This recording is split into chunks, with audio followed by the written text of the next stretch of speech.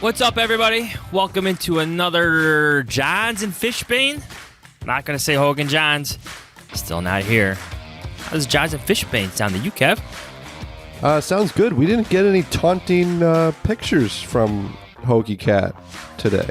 He got a taunting gif from Olin Kreutz, though. Well, then maybe about that's his lack of it. neck muscles. Oh, boy. You know, when I signed up for this job, I did not expect that I would be liking tweets from Olin Kreutz taunting my own podcast partner. And then I would get in on the taunting by sending my own gif of Adam Hoge's lack of muscle definition in his shoulders. Did not expect that when I signed up for this job. It's journalism in 2022. You didn't know what to say to that, did you? It's what we do. Yes, but we're here. We're back. Welcome into another edition of Hoge and Jahns. He is Kevin Fishbain, filling in for Adam Hoge. I am Adam Jahns. You know the deal. Follow us on Twitter if you're not already. You could read us, the Fishman and I, at theathletic.com. I think there is a great deal going on, right, Kev? There is a good deal going on. So click any of our articles, you'll see it, and go ahead and subscribe if you are not a subscriber. Is that $1 a month deal still going on? I think so, yeah. Something like that. Yeah, $1. Check it out if you're not subscribed already. Read Adam Hoge when he gets back at NBCSportsChicago.com. The merch, obviousshirts.com. Listen, watch on YouTube. Hit that subscribe button. And Kev, let's go. We got the Combine coming up. We leave in a few days. You ready? Our first Combine since 2020. And it looks warm. Yes. The only thing that our readers and listeners care about more than journalists and press box food is weather at the places we're going to be going. Yeah. But I'm going to go ahead and talk about it because every year we go to the Combine the last week of February, first week of March, and it is bitter cold, it is slushy, it is gross, and it's supposed to be in the 50s in Indianapolis next week, which means, and I'm going to relate it back, Johnsy, to our loyal listeners and readers, you're going to get happier reporters, might lead to better coverage. Might lead. You're going to get happier coverage in general because we're back. We didn't have the Combine last year. No Combine last year. It was weird. Like we had it's just, we had a Zoom with Matt Nagy and Ryan Pace when the Combine would have been. But the Combine is not about, that's a part of it. We'll get to talking to Ryan Poles and Matt Eberflus, but most of the Combine, that's the rumor mill. That's where you're digging late at night, early in the morning, trying to figure out who's talking to whom and what players could be been moved around, and we'll start to learn about these draft prospects. It's a busy week. I'm interested to see how they operate. Is Ryan Poles a late night guy? Like which Bears new staff members are late night guys? Because again, this is the gossip mill. Everybody's out. Everybody wants to learn. Everybody wants to hang out. I think there'll be more hanging out because there was no Combine last year, but no ice storm this year. 50 for now. Degrees. Yeah. Let's not anger Mother Nature by jinxing it here, Johnsy. Let's be careful. All right. So let's talk about free agency because this is the unofficial start of free agency. Monday, Sunday, some teams go in there Sunday. Wait a second. The NFL says that teams and agents are not supposed to talk until March 14th. Are you telling me, Adam L. Jahns, that these teams and agents are going to start having these discussions earlier than the NFL designs for? Yes, 100%, absolutely. 100%, what a world. Absolutely. What a world. So I wanted to start with this for the Jahns and Fishbain podcast. Let me read you this quote. Read everybody this quote from our sit-down with new Bears GM Ryan Poles from last month. This is what he said about free agency, and I quote, "Be selective in free agency. Really attacking that second and third wave of free agency where you could get good value. And the beautiful thing is you get players that are highly motivated in that area. I think we could all agree if you get thrown $100 million, it takes a special human to show up in a physical game and put the work in to be great. So there's a ton of value there," end quote. And there would mean the second and third waves of free agency. Kev, we just did our first free agency primers have you. Call it that if you want. This week on The Athletic. Be sure to check it out. When you hear that, when you keep that in mind, I should say, which players come to mind as we enter the Combine week? Well, I think what's interesting about that, Jahns, is there's a practicality to that because as we talked about on Tuesday's show, the Bears have a lot of spots to fill. And if you give a guy $40 million guaranteed, it just makes it harder to fill some of the spots. I mean, we have a story up Thursday morning about the defense, right? You do not have a starter at outside corner, slot corner, Sam linebacker, Mike linebacker, if we're to assume Roquan Smith's your will linebacker. You don't have a 3 technique. You don't have a starting safety opposite Eddie Jackson. And we don't really know 100% what they're going to do with Khalil Mack and Robert Quinn. That's a lot of starters you got to find. You can't find all those guys in the draft. You can't find all those guys in rookie free agency. You got to find some in free agency, and that's where you can find some of these younger players. And I think before I answer your question, who was Ryan Pace's best ever free agent signing? Oh, Akeem Hicks. Yeah. And Akeem Hicks, it was like early-ish in free agency, but it was a kind of a second-tier signing. It was a low-risk, low-money deal. And we saw what Akeem Hicks turned into a second deal with the Bears. Exactly. So let's start at wide receiver, right? Because, I mean, everything, I don't even want to talk about Davante Adams. Like, there's no way he's getting out of Green Bay, right? No. Okay. But you go down, and we saw the wide receiver market last year was a little bit lower than everybody expected. And we talked about Allen Robinson in the last podcast. You and I talked about a couple guys coming off injuries. DJ Chark from Jacksonville, Michael Gallup, Dallas. Are those the type of guys that aren't going to cost as much because of those injuries? Are not, considered these, frankly, Allen Robinson type, Davante Adams type, certainly. Receivers, are those the type of guys that Ryan Poles targets? Because the money's just not going to be crazy for them, and they still have a lot to go. I love John C. getting these guys that are coming out of the rookie contracts. They're 26 years old, 25, 26, 27 years old, and you still aren't sure if there's still more for them to potentially reach, like we saw with Akeem Hicks. The receiver market is extremely interesting because of those injuries. Like the guys that would be in line for major deals, if you want to call it that, have injuries. Chris Godwin, is he not a free agent too?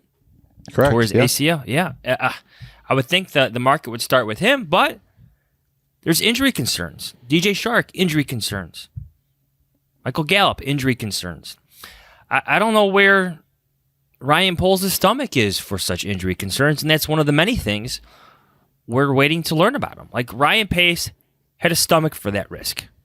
Signing Allen Robinson was a 3 years, $48 million deal. Yeah, and I think move. You could say that. I think you say it worked out. Good move. Yeah. Yeah, kind of fell apart at the end, but first couple of years, great move. Looked good. Yeah. Highly productive. Turned his career around.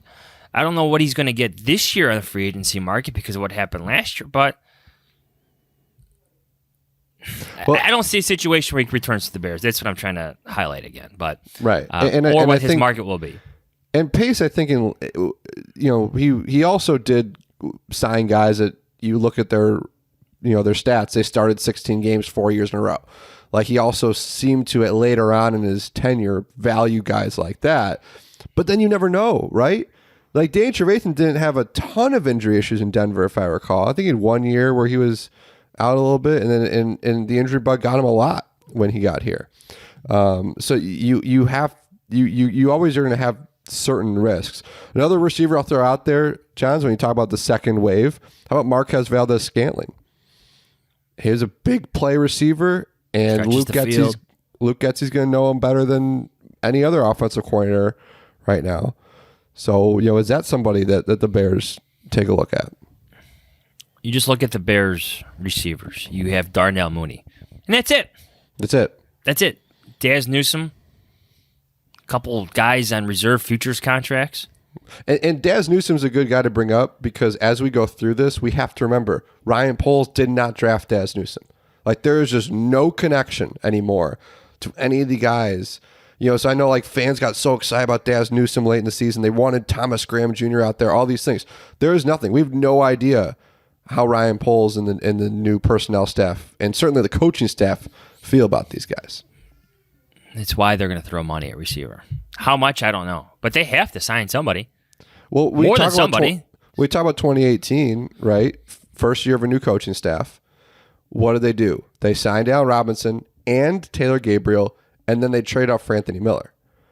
So we could see a similar, just based on what they have at receiver, we could see a similar type of aggressive maneuvering where you sign 2 starters, and then you still draft a guy. Because and we'll get to prospects later on, and certainly a lot to do with it later in March and April.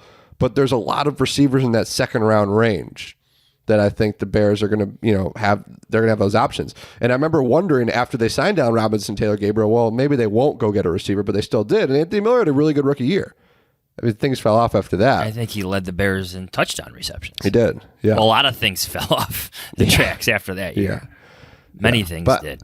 I think if you go from receiver to offensive line, and we've talked a lot about how Ryan Poles feels about the offensive line, the question is, it's similar, right? What do you do there in terms of the money you're willing to spend and the type of guys you would want to bring in?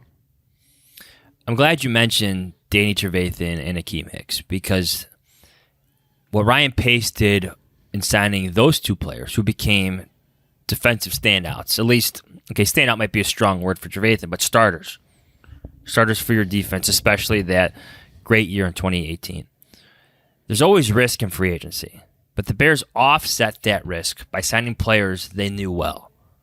Obviously, Danny Trevathan was familiar with John Fox. Akeem Hicks, Ryan Pace knew him well from New Orleans. There were connections there. That's what made Allen Robinson so interesting, because there was risk involved with that. Injury and that lack of previous connections. So that's why Marquez Valdez-Scantling stands out to me. They have that connection with Luke Getsy. That's why on defense, Anthony Hitchens, the linebacker, stands out to me, because there's connections not only to Poles, but to Matt Eberflus. This is an Eberflus guy. Xavier Rhodes, cornerback. You need a starting cornerback. You listed all those defensive needs. He was the starting cornerback for the Colts for 2 years. Those names stand out to me because their familiarity, their connections to this coaching staff. I don't know how you feel about that. I don't know if Ryan Poles even believes in that. Well, we don't know if he believes in that, and we also don't know what is Ryan Poles' evaluation of Anthony Hitchens, right? What is Luke Getsy's evaluation of Marquez Valdez-Scantling? Because it's not like Luke Getsy didn't draft him. He just knows him well. So there is we play connect the dots, but we just don't know how these guys feel about them. I think Rhodes is interesting to me because I think he's a perfect 1 or 2 year deal. He can work with Jalen Johnson, understanding what Eberflus wants out of his corners. He solidifies that outside corner spot for you. He was really productive in Indianapolis for 2 seasons. He knows the NFC North pretty well from his Minnesota Vikings days. So I think that type of move is a no-brainer. Another guy I'll throw out at you is Anthony Walker. Walker played for Matt Eberflus in Indianapolis. He was the middle linebacker, and he had, talking to our Colts guys, Stephen Holder, Zach Heaver, they talk about Walker was a leader there. And that's somebody who could help show the younger players or the returning players, this is how you run this defense. This is what you do in this defense. Walker played for Cleveland last year. And look, Johns, the other thing about Anthony Walker, we know he got a great education. Anyway, moving on from your Northwestern. I think the point is you need examples of the veteran buy-in, right? Because didn't we just talk about this at length in terms of the hits philosophy, the Loaf's grading system? Rhodes, Hitchens, and your guy from Northwestern would be examples of veteran buy-in. Guys who are familiar with that grading system, guys who are familiar with being involved with such messaging. I think Matt Eberflus not only would want that, but needs that for his defense, even though he may have established leaders in Roquan Smith and even Eddie Jackson. Khalil Mack. He needs guys who are familiar with the system and messaging. Yeah, and I think that just helps that bridge, right? That transitional period to what you're doing. And the thing is these, like, you know, I want to be careful about using the rebuild word, right? Because I don't think the Bears are going to categorize this publicly as a rebuild. You know, teams just don't do that in the NFL. And I think that the Bears have enough blue chip players that they're going to, and they've got a quarterback on his rookie deal that they're not going to want to start over right now. They want to try to be competitive. You know, let's say this team is good in a playoff contender in 2023 or 2024, right? The guys we just talked about don't necessarily need to be a part of that team, but they could be a part of this year's team, and they could be one of the reasons that a guy like Roquan Smith buys in to everything and excels in his new role. That guy like Jalen Johnson really steps up because he sees the way that Xavier Rhodes or another veteran corner is doing what he's doing. Whoever you draft to play wide receiver, all these different things, these guys can help bring some of these younger guys along. And look, when Dane Trevathan got here in 2016, and he was a big help to Roquan Smith in 2018 in terms of learning Vic Fangio's defense, and like, it was great for Roquan Smith to have somebody like that. So I think it is important to bring in, you know, use. Look, we talked about on the other episode, they have cap space. You can use it on some of these middle tier guys, fill up your roster, fill up with dependable starters. And who knows, you could get into Akeem Hicks, right? You could get that flash in the pan from one of these guys who has a great season, and then that guy could be a part of your team when you're going to the playoffs. Xavier Rhodes, Anthony Walker, Anthony Hitchens, they would be part of that second tier free agency, would they not? Third wave of free agency, maybe. I mean, Rhodes re-signed, I'm on Spot Track right now, re-signed with the Colts on a 1-year, $4.77 million contract. The Bears could do that. They can honestly do the same exact contract. Yep. I'd view him as like the Prince Mukamara signing, but with more connections to Matt Eberflus that you need. Because correct me if I'm wrong, I don't think Prince had any connections to the previous coaching staff when he was signed. Just had a good reputation. Yeah, I think you're right about that.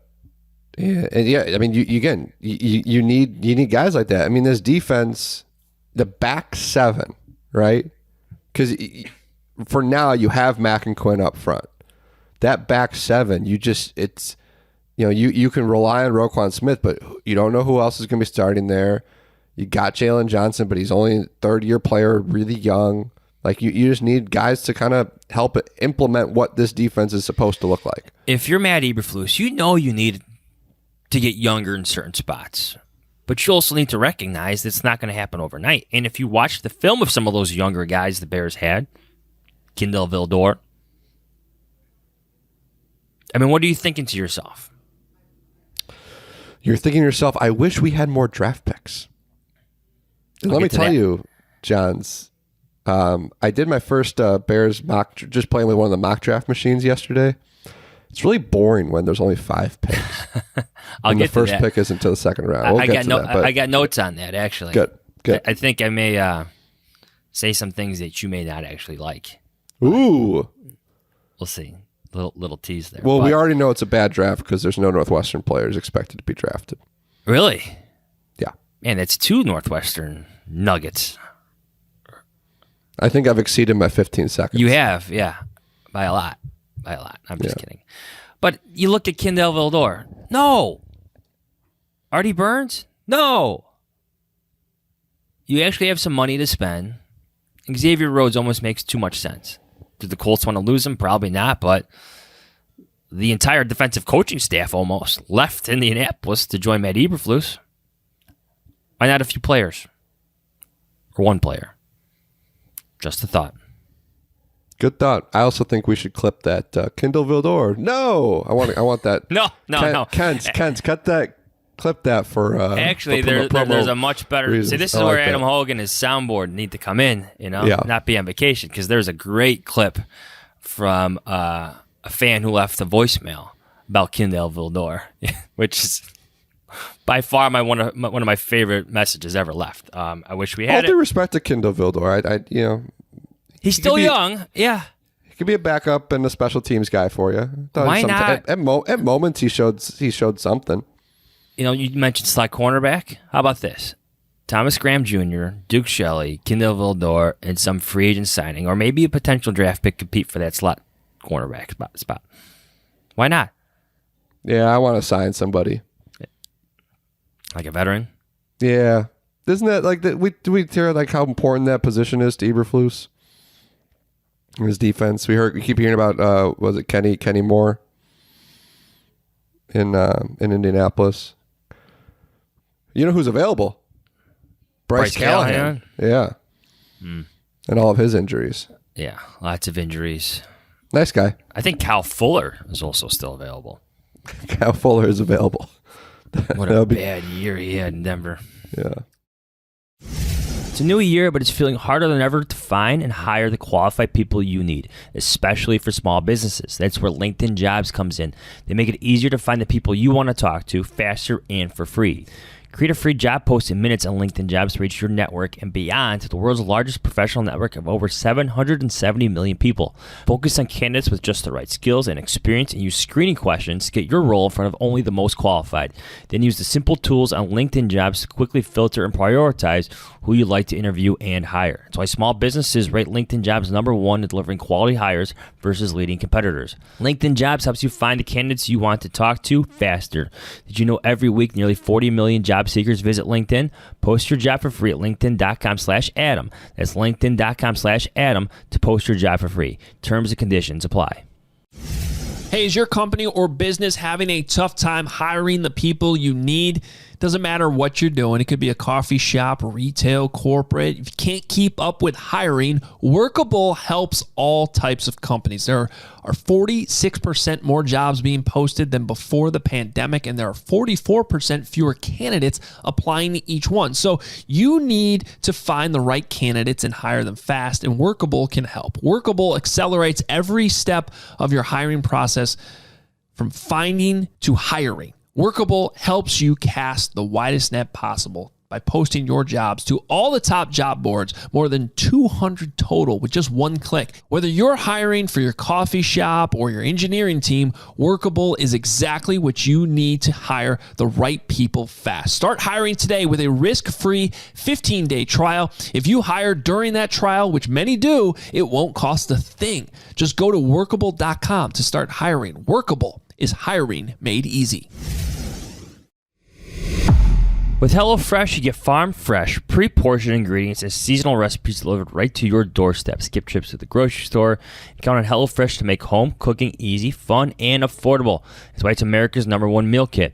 HelloFresh has fit and wholesome recipes for satisfying and nutritious meals that you can feel good about. With 6 recipes per week to choose from, including low-calorie and carb-conscious options. Family-friendly and gourmet options providing plenty of variety for you.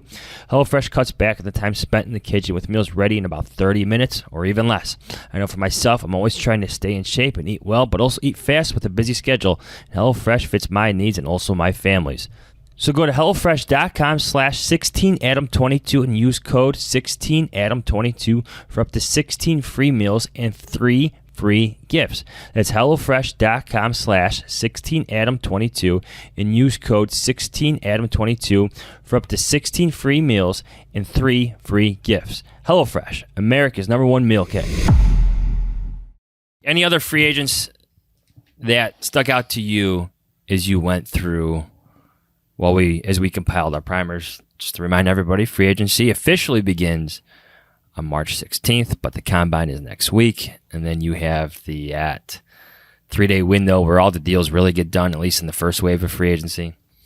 Owners' meetings are at the end of March, too. So the full NFL schedule is back, off-season schedule. I'll throw a couple more connections at people, and they can read more about this at The Athletic. Quarterback. If they don't keep Nick Foles, you need a backup quarterback. There are a couple backups with connections to the staff. You got Tim Boyle, play with Getsy in Green Bay. Sean Mannion, play with quarterback coach Andrew Dinoco in Minnesota. But to me, Johns, I think the most interesting thing about free agency is going to be, well, maybe not. I think wide receiver is probably #1. Corners up there. Offensive line is the most interesting position of the whole offseason. Because as we talked about Tuesday, we just don't know what these guys think about what they're inheriting, and how aggressive is Ryan Poles going to be because he's going to want to build an offensive line that reflects him and what he sees a guy's got to be to play those spots, right? So is Tevin Jenkins a guard or a tackle? Is Larry Borom a guard or a tackle? Is James Daniels going to be re-signed? Is Cody Whitehair sticking around? I imagine you're bringing in competition for Sam Mustipher at center. All those things, will dictate what they do because, who knows? What if that's their splurge? What if there's a tackle or a guard or a center that Poles loves? Like, how about, and again, totally throwing this out there, Ryan Jensen. Bears fans should know him well because anytime the Bears play against Ryan Jensen, he gets somebody on the Bears to get a 15-yard penalty. Very good at that. But Jensen Bears is also very good at committing penalties. Yeah, he plays, I feel like, the way that Ryan Poles wants his guys to play. And he's been a solid center in this league for a while. Super Bowl champ with the Bucs, played for the Ravens. Maybe at this point in his career, I don't know if he's breaking the bank. Maybe he doesn't want to go back to Tampa if that team's kind of in flux. Like, again, I'm just saying, like, if you go big on the offensive line, is that the type of guy to set the tone? Or is there a tackle that matches that? Are you saying we are not committing to Jenkins and Borom as our starting tackles? We're committing $40 million to this guy, and we're going to make our stamp right here. Ryan Pace made his stamp with Pernell McPhee, his first free agency. That was his big signing. And Poles, it could be receiver, but I like the offensive line just intrigues me so much because there's so many directions he can go. And Ryan Poles is former offensive lineman. Of all the things, like, you create lists of things you hope to learn from Ryan Poles when he meets the media in Indianapolis, right? And I want to know where he views Tevin Jenkins and Larry Borom playing. He may not come out and completely say it, but I guarantee you he has an idea. Has to have an idea going to the combine where he envisions them playing. He may give you some answer about versatility because he's got to protect himself just in case certain plans don't work out. But he would have an idea going to the combine because of the free agency conversations, because of all the agents that want to meet with him, because of the draft prospects they're about to interview, measure, get medical evaluations onto the combine. He's going to have an idea, at least in his mind, of where he views Borom and Jenkins playing position-wise, or at least an ideal situation for those guys if he can make it come to fruition. And I would think Larry Borom would actually be a guard for him. Here's the follow-up. Will Ryan Poles tell us? Yeah, well, yeah. I mean, selfishly, I hope so. I'd like to start this new regime. Well, that would make him different than Ryan Pace. Ryan Pace would protect his cards. Yeah. But. And I think, and Ryan Pace really, really valued the versatility. There was an owners' meetings one year where Nagy told us at the owners' meetings that they were flipping or moving Whitehair. There was something that he told us, I remember, at the owners' meetings. But yeah, this is because to me, it's like, there's no secret. Like, just tell us what position you think they're going to play. Yeah. Well, by the time you get to the owners' meetings, free agencies, yeah. So it's past. Yeah, so we'll get the 6th and 7th waves. But if we want to talk about, from and this is a little bit inside journalism, but this is this is the way that the fans can learn about the team is through these combine media availabilities. And if Ryan Poles is going to use his to just kind of deflect, fans aren't going to learn a whole lot about his direction, his vision, the needs and where this team can go. And or maybe he goes out there and says, hey, Larry Borom, we like him at guard. We think Tevin is a right tackle. And we know that we have to find a left tackle at some point this offseason. And I don't think that hurts them. Does an agent, jack up the price because Poles says that? Aren't agents going to do that anyway? Exactly. They're going to know it. Ryan Poles is going to tell you because if he wants to sign a starting left tackle, they're going to know. So again, I'm hopeful that this new regime, I understood why they didn't say much at Hallis Hall last month. They just started. Like, there's only so much that they wanted to get into there. But now is a time where they can hopefully feel comfortable saying, this is where we see some of these guys. These are some of the positions that we're really going to be looking at. I think it's going to be partially refreshing because we had a few of these combines, other than like 2019, right, where there's no quarterback scenarios that need to be like thoroughly evaluated. You know what I'm saying? Like a couple of years ago, who were we talking? We were talking about Andy Dalton. We were talking about Nick Foles, the guys who eventually played for the Bears. Like what moves are they going to make? This was coming after the 2019 season. You know what I'm getting at? So that was 2020, that combine, and there was a lot of buzz about that stuff. It's all we were talking about. It was what are they going to, I actually found our story, Johns, from that combine, which was what we're hearing about Mitch Trubisky and the Bears. And it was what people were saying about Mitch and what people were saying about the different quarterbacks that they could consider bringing in. And if there was a combine last year, it would have been, okay, who are the Bears going to sign and how aggressive are they going to be in the draft at quarterback? I mean, the only combine where it wasn't a conversation was after the 2018 season? So 2019. Yeah. Where Mitch was coming off his Pro Bowl or his alternate Pro Bowl appearance. And even then there were doubts about him. The funny thing is, the ironic thing is that Mitch Trubisky's name is going to be the most popular at the combine. I guarantee you that. He's going to, there's going to be a lot of... it already is.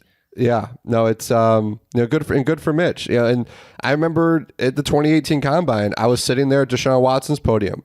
Then I went to Mitch Trubisky's podium. I went to Patrick Mahomes' podium. Although, revisionist history, there wasn't a whole lot of talk about Patrick Mahomes. Certainly not in the light that we now know what type of quarterback he is at that time. Deshaun Kaiser was still a name at that as early as at that 2017 combine. The year before, and then it was Mike Glennon. Those conversations about Glennon bubbled to the surface during that 2017 combine. I still remember getting that tip about Glennon a few years ago. Like, oh, hey, look out for Glennon and the Bears. And I'm like, really? Really? Okay. It happened. Yeah. It happened. That happened. I think the only lingering Bears quarterback question heading into this year's combine is, does Nick Foles really want to be here? Well, maybe in the late nights in the bars and hotel lobbies, Ryan Poles can find a trade partner. I would say, well, you can hope. Could get a bag of footballs. Do you think Nick Foles wants to be here? I don't think he does. No, I don't think he wants to be here. No. I mean, the man was his last news conference with us. I mean, he was like angry.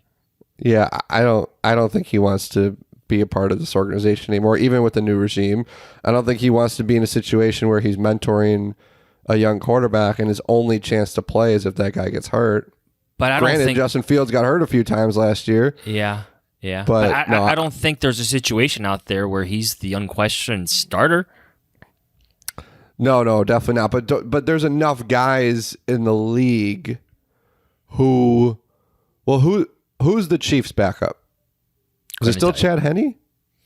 Might be. I couldn't. I mean, you look at the connections, right? Jacksonville. Does he go back there? Where Doug Peterson is. Indianapolis' quarterback. That's where he wanted to go. Was Indianapolis, and we don't know what they're going to do at quarterback this offseason. That's a huge question mark. So I got to imagine Nick Foles wants to be with a coaching staff that has a system that fits him, and then he could, because I feel like if he's going to be working with a young quarterback, wouldn't he rather work with a young quarterback in a system he's comfortable with as opposed to having to learn a brand new one? Yeah. And here's the thing, though, from like the Bears' perspective, releasing him doesn't exactly save you any money. No, it doesn't. I mean, that's why I said, maybe you could find could you trade him for a 7th round pick? We've been talking about that for a long time, and nobody's stepped up. And I will tell you, Adam Jahns, you know that I'm going to be pounding the table saying the Bears should draft a quarterback. I do it every year, and I will do it again. The Bears should draft a quarterback. With those 5 picks? One of them, yeah. Get an extra pick in the 7th round. Take a flyer on somebody. All right, you want to talk about those picks? Sure. So here's a fun fact. I don't think Ryan Poles is completely alarmed by his situation. And I'm not sure if this is we're going to learn how different he is from the GMs that he's worked with. Because if you look at the Kansas City's drafts since 2017, every year since 2017, the Chiefs have only drafted 6 players in each year. That's it, 6. They draft pretty good players. Well, I think they drafted Patrick Mahomes, and that helps. Right. But because they did have a bad draft in there.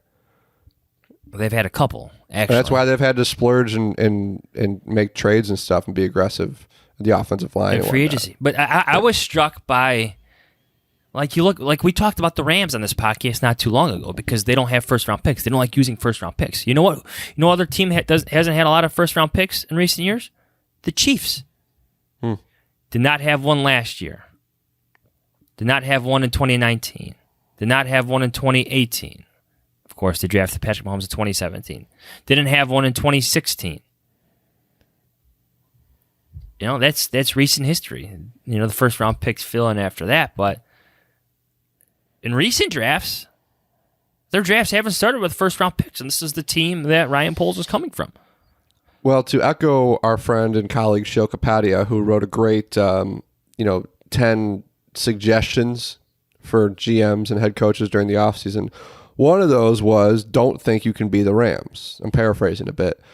And, here's the thing about the Bears and Ryan Poles. If Ryan Poles is a true believer in Justin Fields, or if Ryan Poles is a true believer in Luke Getsy, then I think he might be okay, as you kind of said, without having those first-round picks. Because that's what Sheila was pointing out. If you have a generational quarterback or if you have a master schemer on offense, like Andy Reid and Sean McVay are, then you can get by without having those first-round picks. Master schemer. Master schemer. I like that. You got to be careful with that. Let's go through their second-round picks. This is just the Chiefs. Linebacker Nick Bolton last year. Last year, in 2020, Nick Bolton. Never heard of him. In 2020, they actually had the 32nd overall pick, obviously, because they won the Super Bowl. Clyde Edwards-Helaire, the running back, which is interesting because teams value running backs differently. They took one in the first round. Their second-round pick was another linebacker, started for them, Willie Gay Jr. 2019, number 56 overall, Nicole Hardeman. And then number 63rd overall, Juan Thornhill. I just think in general, it's just very interesting that every year since 2017, they've only had 6 draft picks. And Ryan Poles is starting with 5. So, of course, I'm of, trade back. Get more picks. You have a lot of holes in your roster. Have more swings at filling those holes on your roster. But look at the Chiefs. Not many draft picks. Not many at all. Yeah, and all that does is put the pressure on Poles to make sure he hits on the picks that he gets, because you run through some of those guys that didn't necessarily hit on all those second-round picks. Yeah. Now, 2016 and 2015, they had extensive drafts, big drafts. Yeah. 2016 was 1, 2, 3, 4, 5, 6, 7, 8, 9, 10 guys.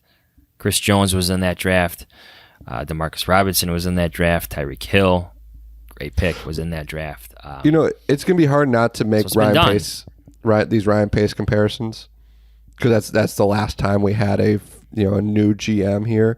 But you remember 2015, I think they had a normal draft, and then 2016 they had 10 picks. I want to say the Bears had. They had a lot of picks. The Leonard Floyd, Cody Whitehair year, where you also Cody got Whitehair, Jonathan Bullard, DeAndre Houston, Carson. DeAndre all together, Hall, not a bad draft. Daniel Braverman. 7th rounder. Yeah, that one didn't pan out. But they receiver. had a lot of picks that year that they kind of, that was something that Ryan Pace worked through during his first season, right? Because he traded Brandon Marshall, he traded Martellus Bennett, he traded John Bostic, he traded Jared Allen. Some of those guys were his first offseason. Well, Marshall was his first offseason. Then during his first season, Jared Allen got traded, John Bostic got traded, and the next offseason, Bennett got traded. So all those guys helped. So 2016, they had all these picks. So, you could see Ryan Poles being in a similar scenario where And it might not be by trading veterans, but trading back this year, what have you. Maybe they only have 6 picks this year, but then next year they have 8 or 9, and that could help set them up better. But the other thing, too, about this, Jahns, is you have to be... First of all, you have to know what you have in Justin Fields at this time next year. And you also got to know, and if he's the real deal, you got your window is short before... Short, small, you got a tight window. I'm not sure my adjective. You're talking about the rookie contract. Yeah. You got to strike while the iron's hot. So this draft, I would say like the next year's draft is crucial. More crucial, if we're to assume it's going to take obviously Fields and all these guys in this franchise a little bit of time to get to where they want to be. The irony in this too is like you go back to 2015, Ryan Pace's first draft. You just get rid of Brandon Marshall, and Alshon Jeffrey was almost on the way out, right? You needed a receiver. Drafted Kevin White. Here you are in 2022, where you only have Darnell Mooney under contract. You're about to say goodbye to Allen Robinson. You need a receiver. You don't have a 7th overall pick, but receiver at the top. Just interesting comparisons. And we should probably stop with those. I think a lot of eye rolls at some point. I think what makes this different, too, is Khalil Mack and Robert Quinn, right? Like, if those guys are on the roster next year, it's just hard to... It's hard to rebuild or kind of say, hey, we're going to have a transitional 6-11 season. When you got guys like that who don't have much time left and are making a ton of money and are game-changing players at their best. Like, if you keep those 2 guys, right, and you have Roquan Smith, and you're able to build enough of a secondary, like, you have enough guys to make your defense, in the upper half of the NFL. So, are you talking about, like, draft positioning? Because here's my counter-argument to that. I'm not worried about draft positioning because if the Bears have any semblance of success next year, it's because Justin Fields did some good things. Correct. No, and I'm not saying that 100%.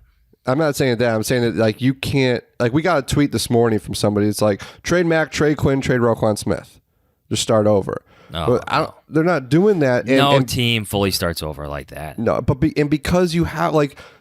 again, we'll try to be careful with 2015 comparisons, but 2015, we all went into that season being like, they're not going to be good. And that's okay.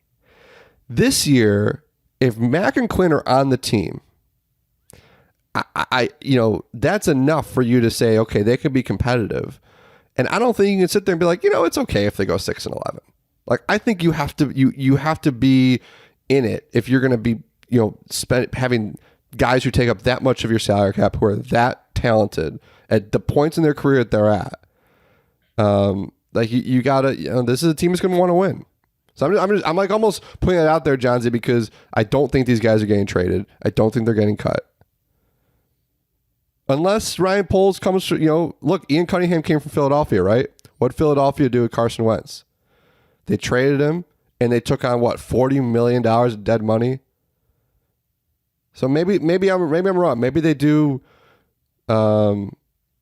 Maybe they are willing to take that on, and they do want to start over. But I think if those 2 guys are on the roster, then that changes your expectations, and that's okay. Before we go, any players that are on top of your list that you're watching throughout this combine, not free agents, but I'm talking the college prospects. Soon to be the draft prospects. You get what I'm saying?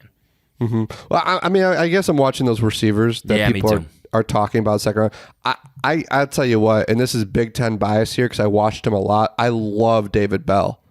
I was just about to mention Purdue. I loved watching that guy play, and I feel like his skill set complements Darnell Mooney really well. He's a go up and get it guy. He's not going to be. It doesn't seem like he's a first round pick. He's not in that category. So he could be there in the second round. So someone like him, George Pickens from Georgia, who Dane Brugler sent to the Bears in his last mock draft. So I'll be looking at those second round receivers try to learn about their skill sets. But the other thing too, Jahns, is this is going to be part of this process of what does Luke Getsy want out of a wide receiver? What does Ryan Poles want out of a wide receiver? When we were at the 2018 Combine, we had a really good sense for what Matt Nagy was looking for from a wide receiver. What does Matt Eberflus want out of a wide receiver? Right. Yeah. So he's got to jump on the other side of the ball now. Yeah. So like that's the position I'll be kind of most watching. Also, those are guys that just some of those names. What I love about Bears fans, I know there's a lot of fans out there who know the names of these second round offensive tackles and offensive guards, and are really excited about them. But I think the wide receiver just feels a little. It's different. Well, yes, you got the 40-yard dash. I know the value of that is contentious and thoroughly debated, but it's something to talk about. Seeing linemen do drills in shorts, I don't know. Yeah. 3 cone drills. How about there's the Boston College guy, right? Zion Johnson. Boston College connection, Ryan Poles, throwing names out there. There's one. All about those connections. How about a St. Elmo's connection, right? We're back, baby. We are back. Come on, be more excited. I am excited. I thoroughly enjoy the Combine. Can I be that annoying curmudgeon and put this out there here, Johnsy? It doesn't matter what prospect talks to what team at the Combine. It does not matter. Was that on your list? I had an idea of let me just throw this out to you for you and everybody. I wanted to keep track of who was asked the most. Like team leaders of did you meet with this team? Like, so I always feel it's like the East Coast teams, like the Giants. Yeah, the Jets. The Giants, Jets, Lions. I feel like there's a lot of Lions questions for that. And just keep track of them, Like, yeah. I just like, I just can't. The questions. I remember at the Combine one year at Prime 47 Steakhouse, John Fox's favorite place. I remember talking to a scout and I was telling him, I said, fans really like to know which prospect meets with which team. And he looked at me, he's like, are you serious?